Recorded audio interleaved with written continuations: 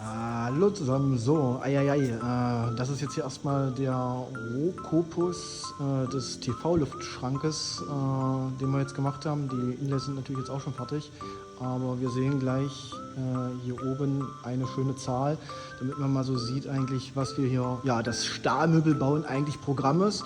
Und zack, wir sind bei 116 Kilo, was nur alleine das Grundcase ausmacht. Das heißt, für den Grundcase zählt noch der Oberrahmen, da ist auch noch Holz drin und die Riemchen Seitenteile. Also wir werden nachher das Ding wahrscheinlich nochmal wiegen, aber ich denke mir mal, dass nachher da oben definitiv eine 2 stehen wird.